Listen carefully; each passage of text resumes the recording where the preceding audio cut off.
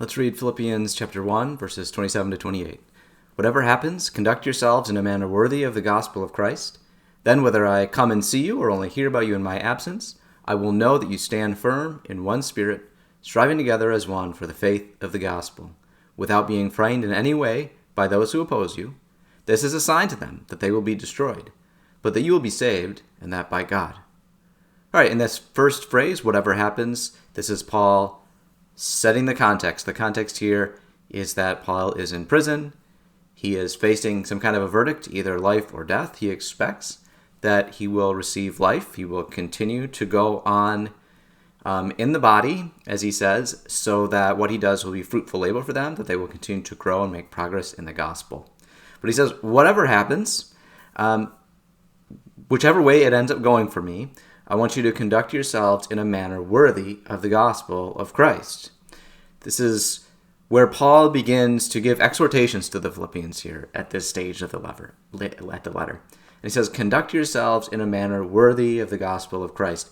This phrase, conduct yourself, has a more technical meaning than is implied by the NIV. It actually means live as citizens. Now, Philippi is a Roman colony, and so those who lived there had a special privileged Roman citizenship, which they could call on, and they were supposed to act in accordance with their Roman citizenship.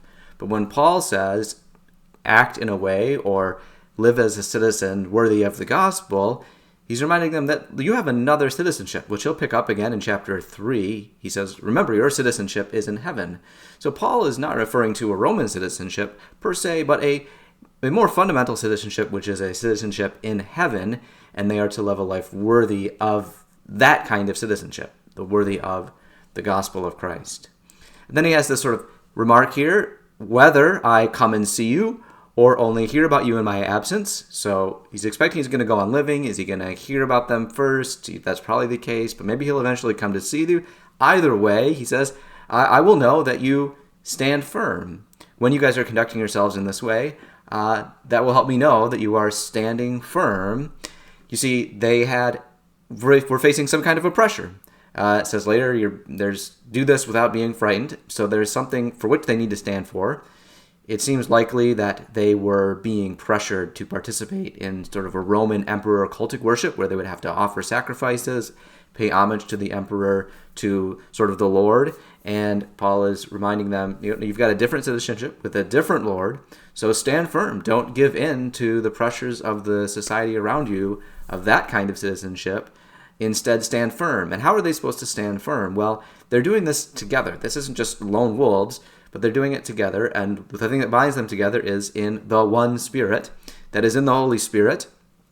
And that is what is going to bind them in unity and enable them to stand firm. As they are in this one Spirit, they are striving together as one for the faith of the gospel. As one, the word here is like psyche or psyche, which is often translated as soul. It just means like you're acting together as a one person, as a one unit, as you stand firm against this social pressure. There's two kinds of pressures. There's an external pressure, but we'll see also for the Philippians, there's some kind of an internal divisiveness going on that Paul is also trying to address, trying to get them to live in unity.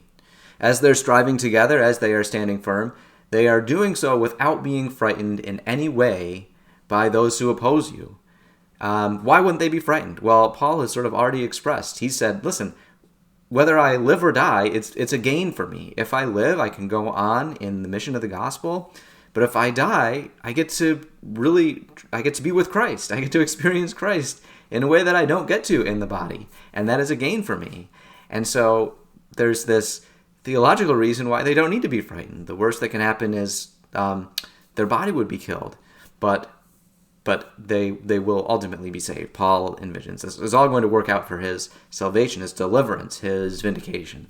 And in fact, that's where Paul goes next. He says, you conducting yourselves in this way without being frightened, even though people are attacking you and pressuring you, that you're doing this is a sign to them, that is a sign to those who are putting this pressure on you, that they will in fact be destroyed, which is the common language by which the Bible speaks about those who set themselves up as enemies of God, as enemies of God's people. So it'll be a sign to them. How exactly it's a sign, Paul doesn't spell out, but it will be a sign. Oh, man, this person's not backing down. That's a sign they will be destroyed. But it's also a sign to you that you will be saved, and that by God. So God's already working in you to make you not frightened, as a continuing sign, in fact, that you will be saved in an ultimate sense, and that by God. Here's the reflection I want to leave you with today, and that's this. Our ability to withstand the pressure to give in is tied to our ability to stand in unity with other believers. There's really two ways that we can be attacked. One is sort of the external societal pressure, the pressure of the powers to get us to try to capitulate and give up on our faith and to act in a way that is not worthy of the gospel, and also internal pressures of the things that would pull us apart. And oftentimes, one of those can exacerbate the other one. So the external pressures can actually lead to sort of an internal fracturing. And so I think as we try to withstand those pressures, we need to stand as one body, in one spirit, drawn together by the Lord himself. All right, God bless. Have a great day.